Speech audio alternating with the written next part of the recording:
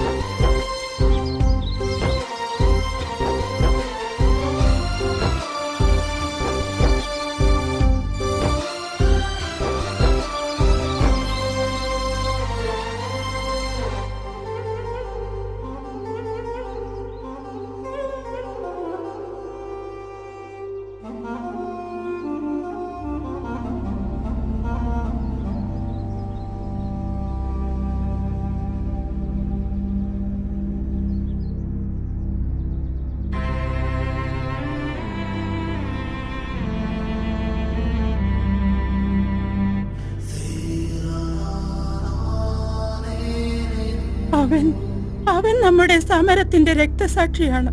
ഈ കാടിനു വേണ്ടി മരണം വരിച്ച മഹാൻ. പാടില്ല. നമുക്ക് ചെയ്യാനുള്ളത് അവന് വേണ്ടി കരയുകയല്ല, പകരം ഈ സമരത്തെ ശക്തിപ്പെടുത്തുകയാണ്. പോത്തൻസ് കമ്പനിയെ എന്ത് വില കൊടുത്തും നാം കെട്ടിക്കെട്ടിക്കണം. എല്ലാവരും കൊടി പിടിക്കുക, മുന്നോട്ട് പോവുക.